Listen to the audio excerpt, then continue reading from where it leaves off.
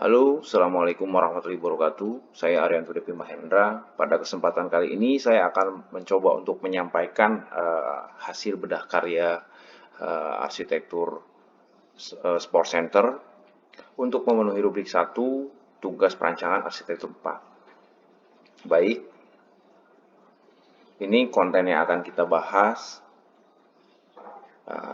Data bangunannya, nama bangunannya ada Maryland Heights Community Recreation Center, lokasi di St. Louis, Maryland, Amerika Serikat.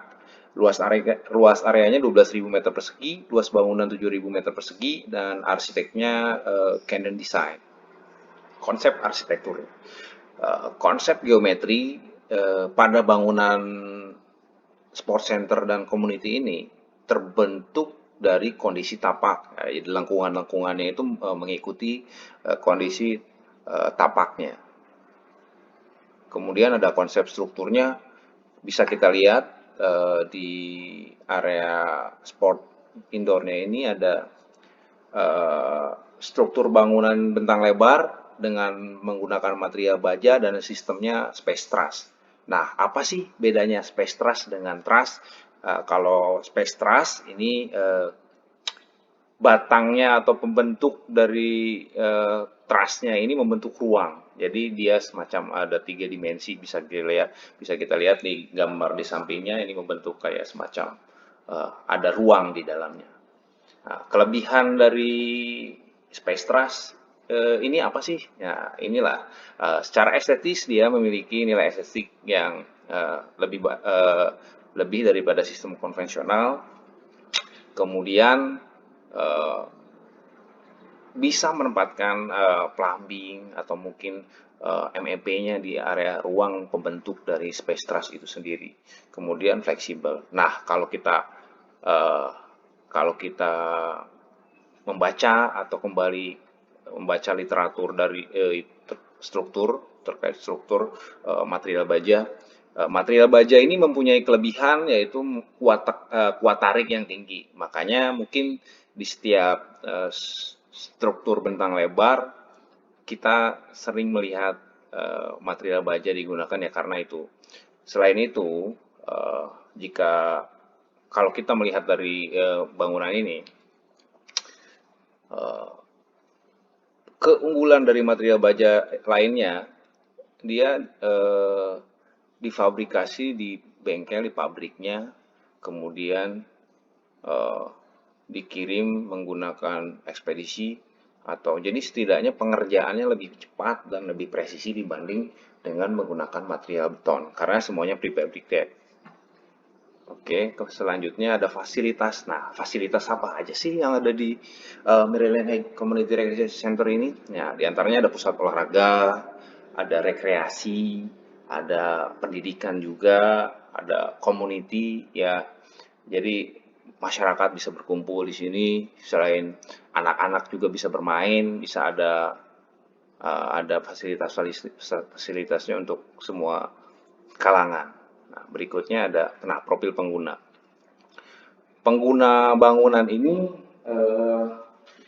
yaitu masyarakat Maryland Heights. Dari literatur yang saya baca, penduduk Maryland Heights itu sekitar 27.000 orang. Itu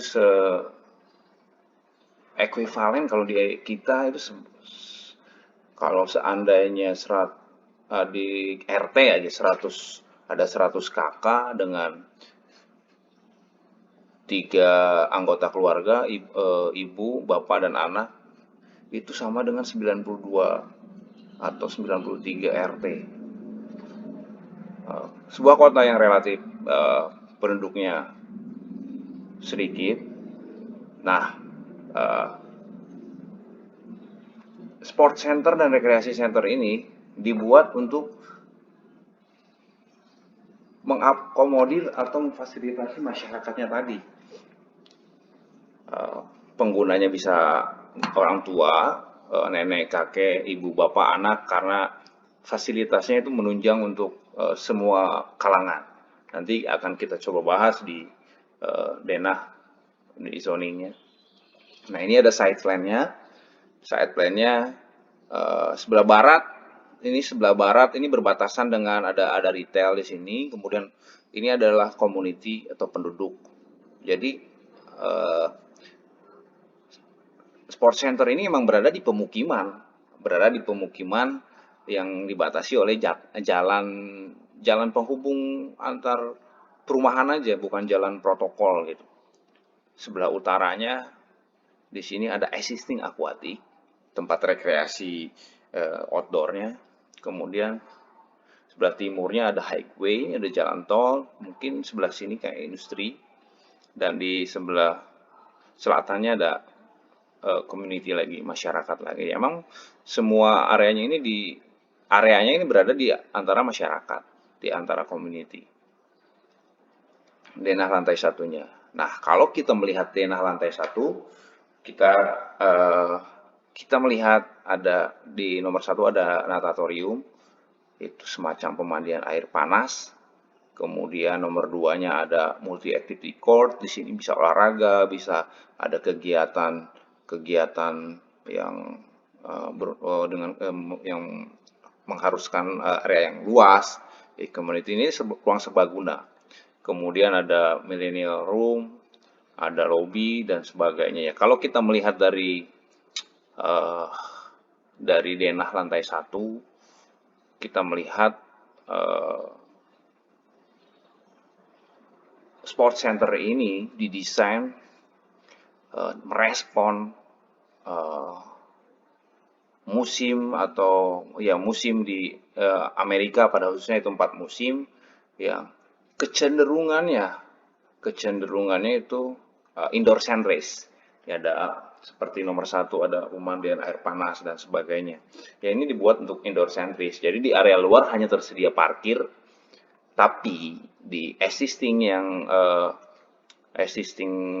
bangunan yang tidak terlalu berjarak dengan ini ada pemandian air panas dan ada pemandian, ada kolam renang dan tempat bermain anak. Nah, ini kemudian ada zoning di lantai satu. Ada nomor satu ini area indoor olahraga, apa yang warna coklat ini. Nah, untuk warna kuning ini area service, area dalam artian ini ada mechanical. Soalnya kan ada pemandian air panas, mungkin ada alat-alat mekanis yang perlu di maintenance dan lain sebagainya. Di area hijau ini area anak, ada playground, ada kindergarten. Ini untuk area anak. Kemudian ada millennium room, bisa tempat makan, tempat ngobrol dan lain sebagainya. Ini di lantai duanya. Nah, ada nomor 14 ini ada jogging track dan jogging track pun berada di indoor yang seperti saya sampaikan di awal.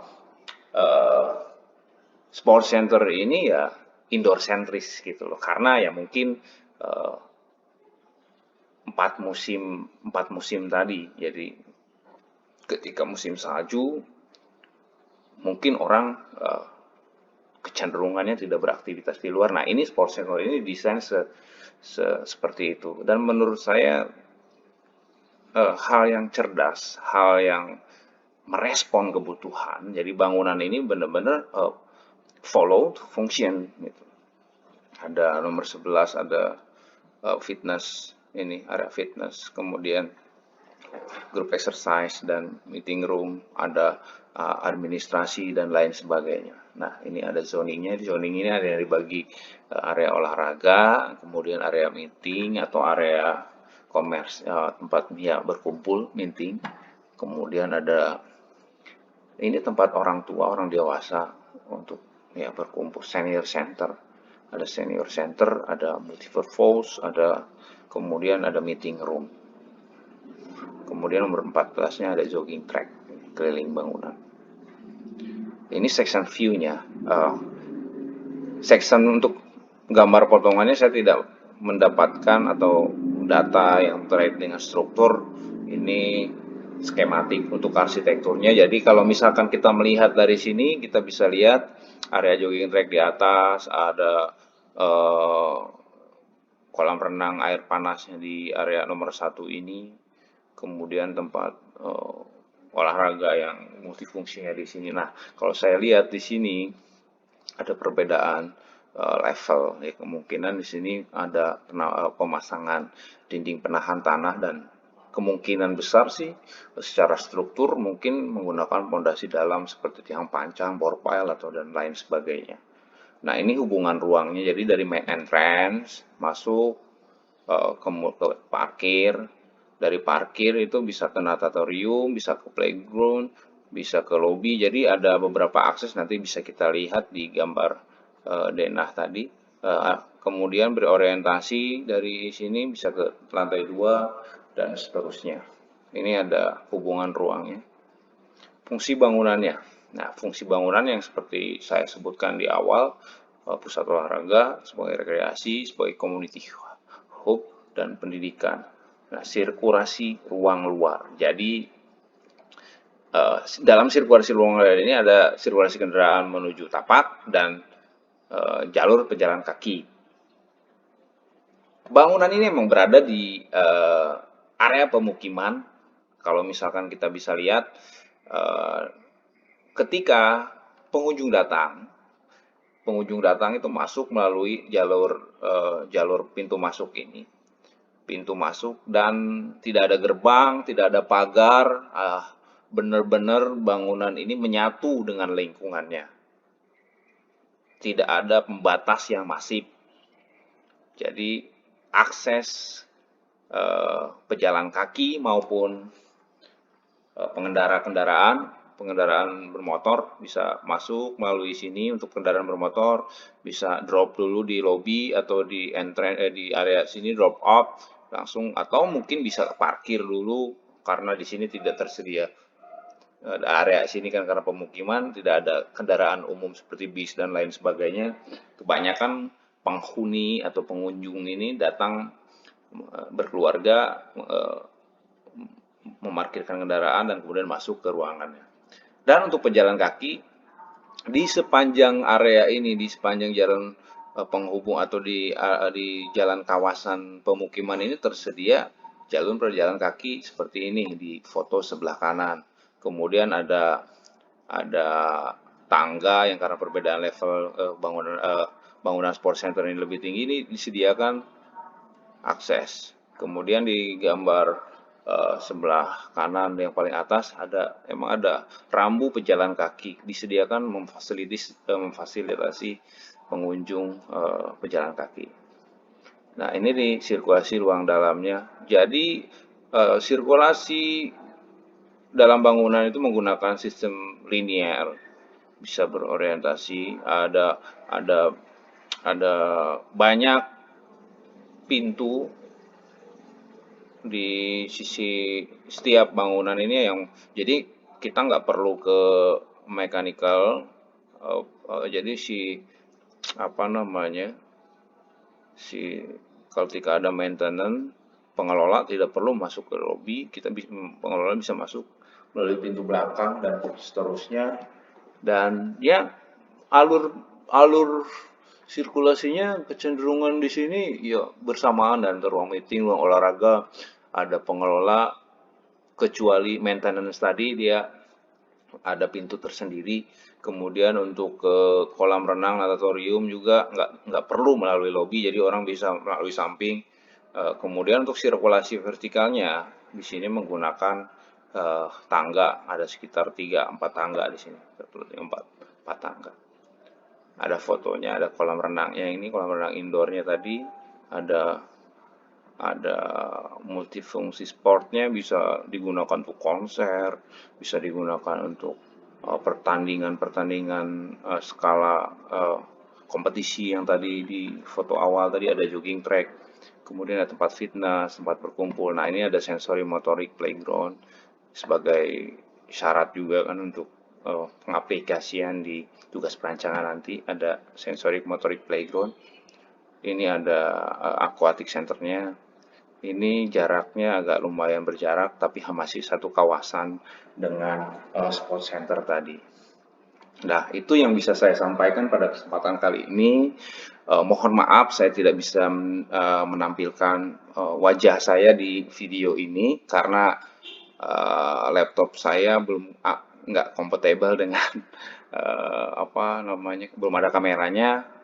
Semoga aja di presentasi yang akan datang bisa lebih baik lagi. Kurang lebihnya mohon maaf, terima kasih, dan terima kasih untuk telah menonton ya. Assalamualaikum warahmatullahi wabarakatuh.